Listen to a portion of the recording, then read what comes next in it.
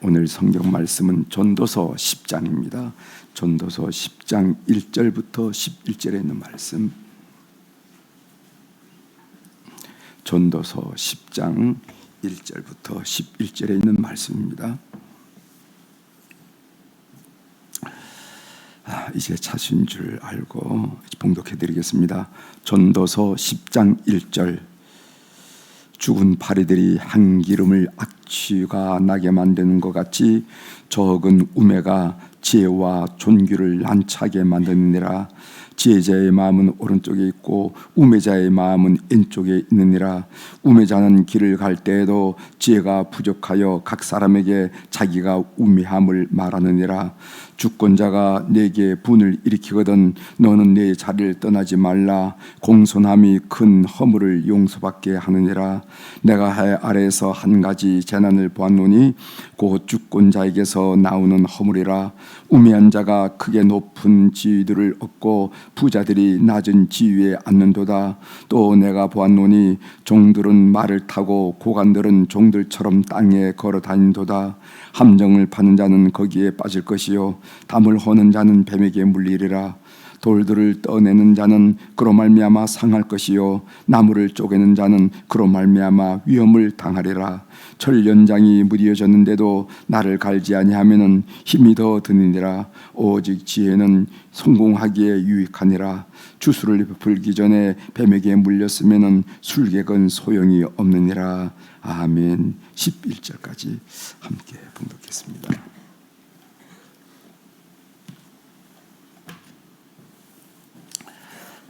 오늘 전도서 10장 1절에서 11절에 있는 말씀을 중심으로 주제는 하나님은 자격 없는 지도자를 세워 나라를 심판하십니다 하는 그런 주제로 같이 말씀을 나누고자 합니다.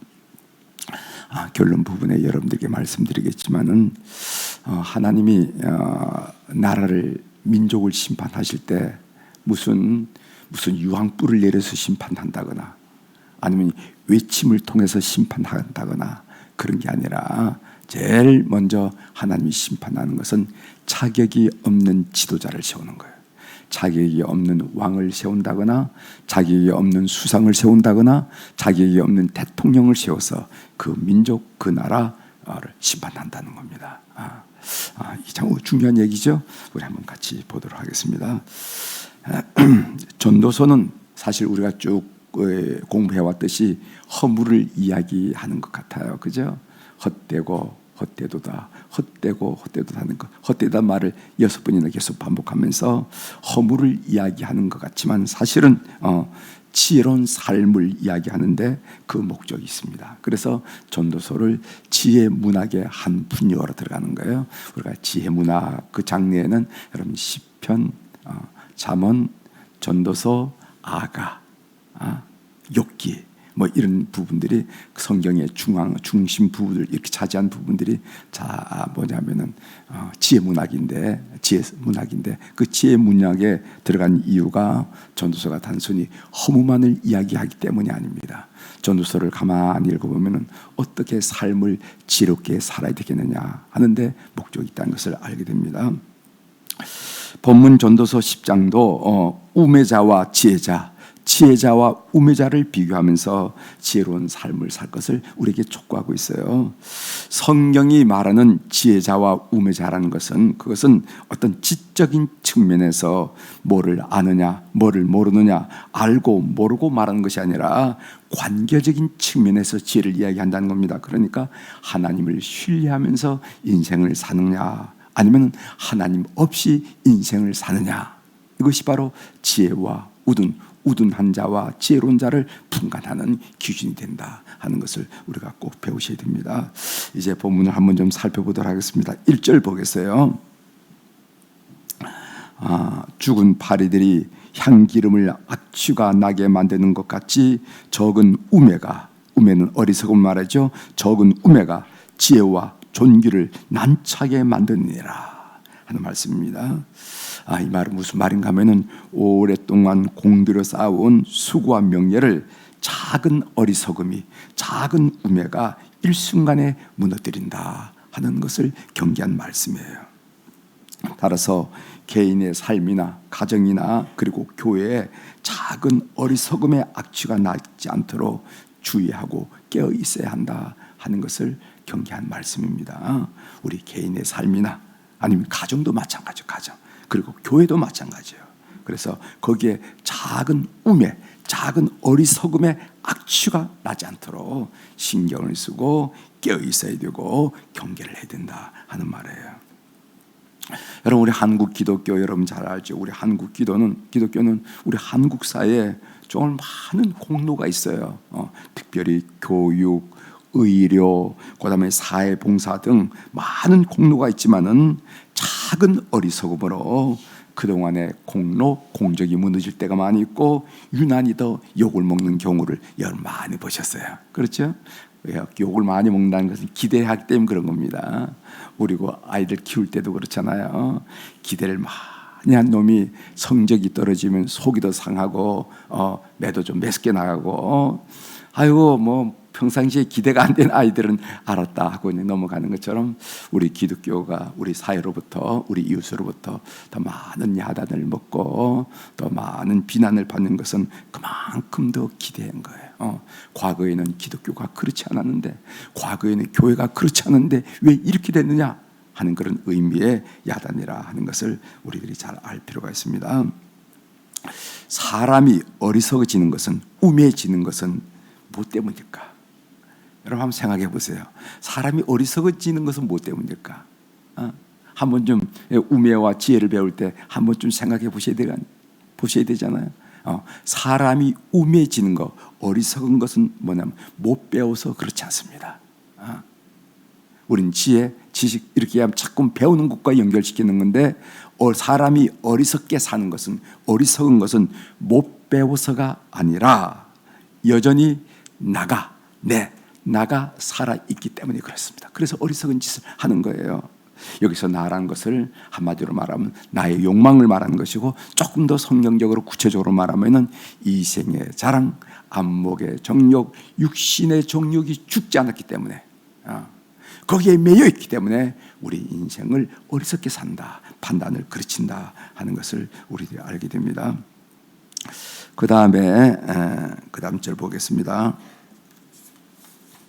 2절이죠. 2절. 지혜자의 마음은 오른쪽에 있고 우매자의 마음은 왼쪽에 있느니라. 우리가 선뜻 받아들이기 어렵죠. 왼쪽 오른쪽 그게 무슨 말인가? 여기서 오른쪽, 옳은 이 말은 옳다라는 말에서 왔어요. 그리고 또 외다, 이것은 외다, 어긋나다. 외다, 어긋나다 아시죠? 어긋나다, 여기서 왔어요. 그래서 지혜자의 마음은 오른쪽에 있고 우매자의 마음은 왼쪽에 있느니라. 그래서 성경에 보면요, 오른쪽은 강함과 선함을 나타내고 왼쪽은 약함과 악함을 상징하거나 나타나는 경우가 많이 있습니다. 마태복음 25장 31절부터 46절에 보면은 여러분들이 잘 알다시피 양과 염소의 비유가 나오잖아요. 마지막 심판 때 목자가 양과 염소 중에서 양들은 오른쪽에 세우고 염소는 왼쪽에 세우는 것처럼 이렇게 심판한다 하면서 주님 말씀하시는데, 거기 보면은 마태복음 25장 32절에 보면은 모든 민족을 그 앞에 모으고 각각 구분하기를 목자가 양과 염소를 구분하는 것 같이 하여, 33절, 양은 그 오른쪽에 염소는 왼편에 두니라. 이렇게 오른편을 이야기할 때 오른편은 그것은 강함과 선함을 상징하고, 그리고 또 왼편은 약함과 악함을 상징한다 하는 것을 우리들이 보여줍니다. 따라서 지혜자의 마음은 어디에 있는가? 우매자의 마음은 어디 있는가?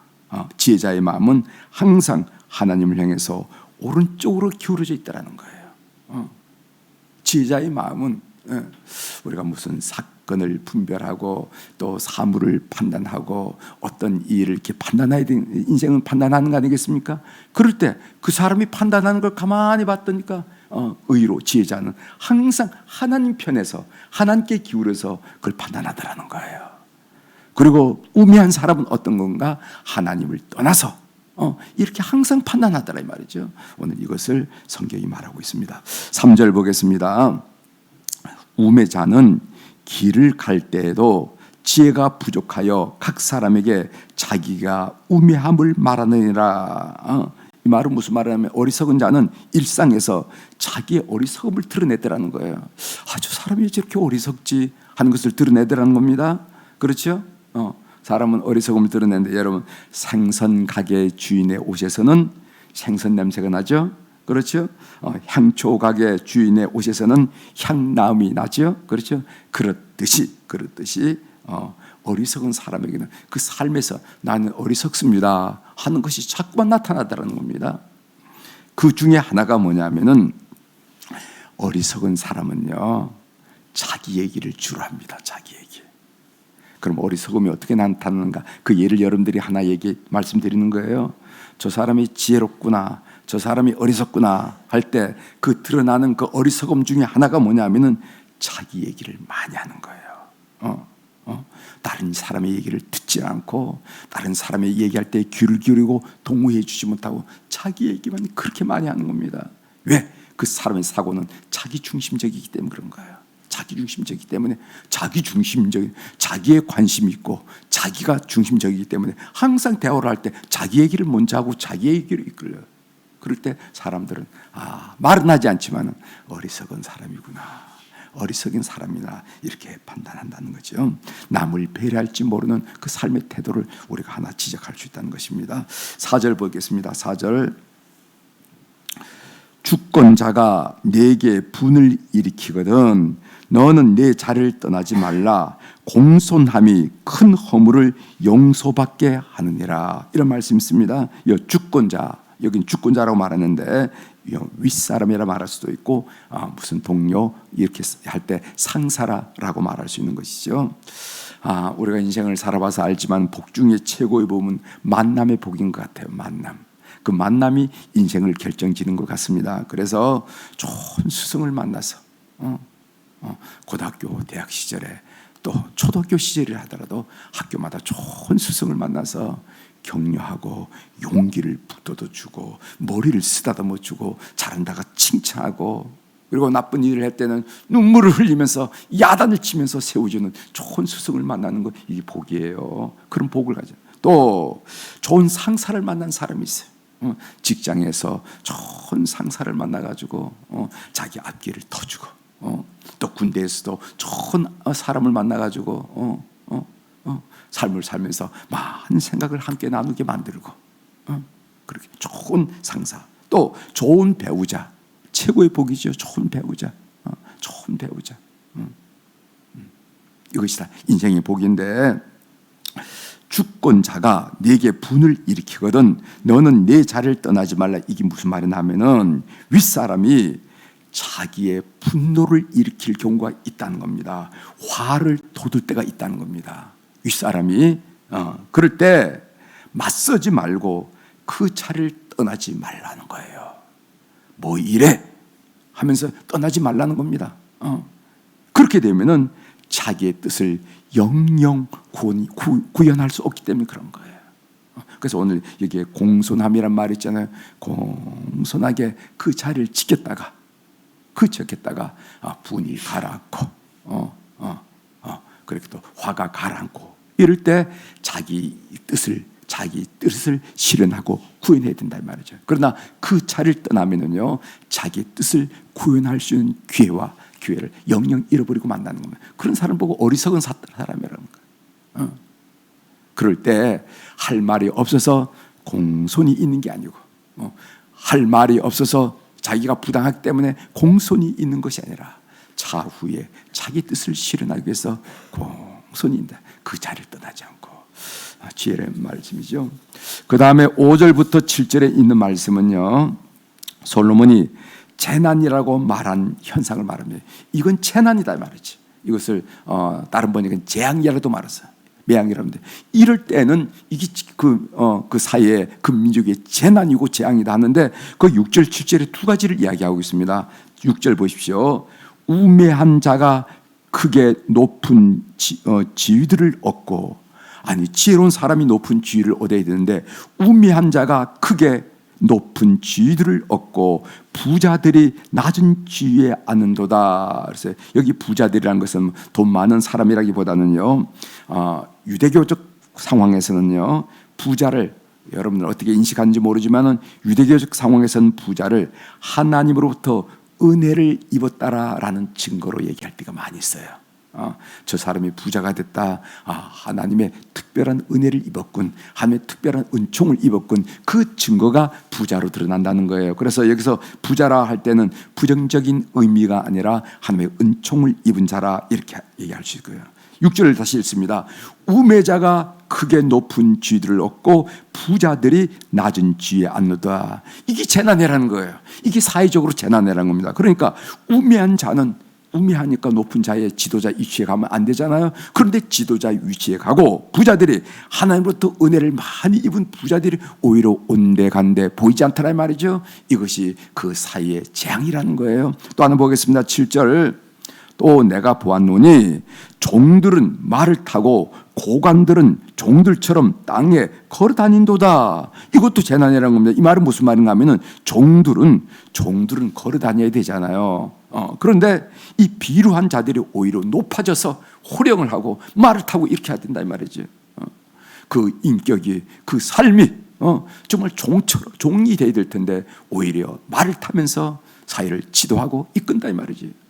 그리고 오히려 고관들은 많이 지혜로운 사람들은 뭐라면 종들처럼 땅에 걸어 다니는 거예요. 어디 보이지도 않고 온데간데 없이 땅이 걸어다니는, 이게 재앙이라는 거예요. 이게 재난이라는 거예요. 하나님이 세상 나라를 심판하는 방법 중에 하나가 뭐냐?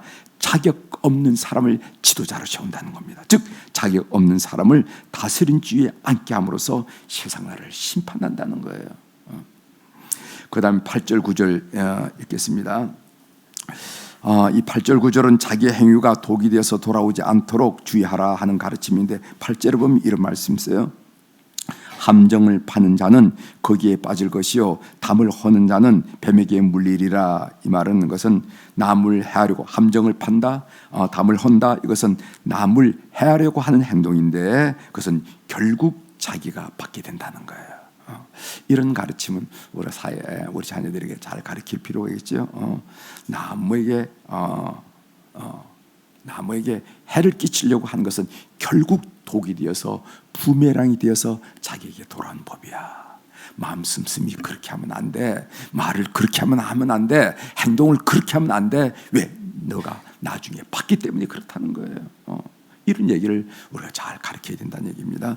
여러분 시편 7편 15절 16절에 이런 말씀이 있습니다. 그가 웅덩이를 파 만들며 제가 만든 함정에 빠졌도다. 그의 재앙은 자기 머리로 돌아가고 그의 포악은 자기 정수에 내리로다. 이렇게 얘기하고 있어요. 웅덩이를 파 만들었는데 자기가 웅덩이에 빠지게 되라 이 말이죠. 그리고 자기가 행했던 모든 재앙적인 일은 자기의 머리로 돌아오고 그가 행했던 모든 포악은 자기 정수리 위에 있더라는 거예요. 이게 사실 성경의 가르침입니다. 성경의 가르침. 그래서 우리 스스로도 물론이거니와 우리 주변에서 그 생각하는 거, 말하는 거, 행동을 해서 그렇게 생각하면 안 돼. 그렇게 말하면 안 돼. 그렇게 행동하면 안 돼. 왜? 그대로 너가 봤기 때문에 그런 거야. 너가 그런 일을 안 받으려고 그러면은 너 생각하는 거, 말하는 거, 행동하는 거 조심해야 된다. 이렇게 가르쳐내야 된다는 거죠. 여러분 마태복음 7장 12절에 이런 말씀 있잖아요. 그러므로 무엇이든지 남에게 대접을 받고자 하는 대로 너희도 남을 대접하라. 이것이 율법이요 선지자니라. 너희들 지금 성경 가지고 얘기하는데 성경은 율법이라는 것은 토라를 말하죠. 모세의 율법. 그 다음에 선지자라는 것은 예언자들의 예언을 말하죠. 그게 얘기가 뭐냐? 그것은 한마디로 말하면은 황금률인데 이것은 무엇이든지 남에게 대접을 받고 싶은 대로 너희도 남을 대접하면 되는 거야. 너가 다른 사람한테 칭찬받고 싶니? 칭찬을 많이 해. 꼼꼼히 따져보면서 이런 것도 잘한다고 저런 것도 잘한다고 그게 탁월하다고 칭찬을 많이 해. 너 존경받고 싶니? 주변에서 있는 사람들 이것저것 따져 존경해. 그럼 너가 존경받는 거야. 너가 좋은 소리 듣고 싶니? 다른 사람 좋은 소리 많이 해. 이래서 고맙다고 저래서 감사하다고 이래서 탁월하다고 이래서 고맙다고 좋은 소리 많이 해. 그럼 너가 좋은 소리 듣는 거야. 이게 황금률이라는 것을 우리가 여러분들이 잘 깨닫고, 본인은 말해도 남한테 큰 모진말 하면서 나한테 좋은 사람 좋은 소리 들어오리라, 그건 착각이란 겁니다. 대접받고 싶은 대로 남을 대접하라 하는 이야기를 오늘 지혜자는 우리에게 말하고 있습니다. 자, 오늘 하나님의 음성 듣기로 좀 하나 생각해 볼 것은, 본문에서 우리가 명심해야 될 말씀은요, 하나님이 나를 심판하는 방법이라는 것입니다. 제가 들어간 말로 말씀드렸듯이 무슨 유황불이 갑자기 내려서 나라를 망하게 하는 것이 아니고, 무슨 에세의 침략을 받아서 나라를 망하게 하는 것이 아니라, 오늘 6절 7절에 있는 말처럼 6절 우매자가 크게 높은 지위를 얻고, 그리고 7절을 종들이 말을 타는 그런 일을 통해서 하나님께서 나라들을 심판한다. 즉 하나님은 자격 없는 지도자를 세워서 나라를 심판하신다는 것입니다. 이거 우리 국민들이 마음속에 깊이 간직하셔야 돼요. 깊이. 무슨 하나님이 우리나라를 심판할 때 무슨 뭐 기근이라든가 뭐 어떤 무슨 이런 자연재해라든가 애침이라든가 이런 건 나중 문제고, 제일 먼저 하나님이 우리를 심판하실 때 나타난 증상이 자격 없는 지도자를 씌워서 그 우매하고 잘못된 판단을 통해서 백성들을 고통으로 몰아가는 거예요. 이게 하나님의 심판 방법이라는 것을 꼭 아셔야 됩니다. 그래서 제가 선거 때마다 여러분 꼭 기도했어요. 그래서 우리는 어떻게 되는가? 우리는 이 좋은 지도자를 체험해서 몇 가지를 생각해야 되는데, 제가 3가지를 여러분들에게 말씀드리면서 삶의 적용으로 말씀을 드리고 마치려고 합니다. 첫 번째로 우선은요, 우리 국민들이 의롭고 선해야 됩니다. 우리 국민들이. 그래서 하나님의 심판의 대상이 되어서는 안 되는 거예요. 제가 늘 이 말씀을 드리잖아요. 정말 세계에서 가장 빈국인 우리나라를 올해도 세계 수출 6대국이 됐다고 그러더라고요. 6대국. 이렇게 선진국으로 뽑아놓은 것은 우리를 타락하라고, 물질에 그냥 휩싸여 살으라고 만든 것이 아니라 내가 너희들 축복할 테니까 너희들이 이 세상에 정말 하나님의 뜻을 구현하고 실현하는 하나님 나라 이루라고 했는데, 오늘 우리가 하나님께서 우리에게 주신 축복을 우리에게 어떻게 오용했는지 우리가 알잖아요. 알잖아요. 얼마나 방만하게 쓰고, 얼마나 타락하고, 얼마나 하나님을 떠나고, 얼마나 개인주의적이고 이기주의 됐는지, 우리가 오히려 하나님의 물질을 줌으로 말미암아 이런 현상을 빚고 말았잖아요. 그래서 우리가 하나님의 심판의 대상이 안 되는 게 중요합니다. 그래서 온 국민들이 먼저 의롭고 선해야 돼요. 그래야 선한 지도자가 나타나는 겁니다. 국민들은 방만하고 타락하고 이기적이고 미워하고 이런데 무슨 좋은 지도자가 나타나겠어요? 두 번째로, 지도자를 선출할 때 꼭 기도하셔야 됩니다. 우리 국민이 바른 선택을 할 수 있도록 그리스도인들이 꼭 기도해야 돼요. 정략적으로 선택한다거나 이념적으로 선택한다거나 지병색 떼주면서 선택한다거나 이렇게 되면 이미 그 나라의 그 기상이 무너지는 거예요. 그래서 지도자를 선택할 때는 꼭 기도하면서 처음부터 끝까지 하나님 마음에 합한 자, 하나님의 뜻에 합한 자, 하나님 마음에 합한 자를, 우리 백성의 지도자를 세워달라 하는 것을 기도해요. 세 번째로는 선출된 지도자를 감독하고 기도해야 됩니다. 감독하고 악한 길에 빠지지 않도록. 왜냐하면 지도자와 국민은 운명 공동체이기 때문에 그런 거예요. 그렇습니다. 지도자가 잘 되면 백성들이 잘 되는 것이고, 지도가 잘못되면 백성들이 어려움을 당하는 것이에요. 그래서 오늘 우리 사회를, 이 정치를 망가뜨리는 이 팬덤 정치, 팬덤 정치의 약점이 뭡니까? 선악을 구분하지 않은 거. 무조건 지지해, 무조건 지지. 무조건 지지. 따지잖아. 이건 참 어리석은 방법이라는 거예요. 어리석은 방법.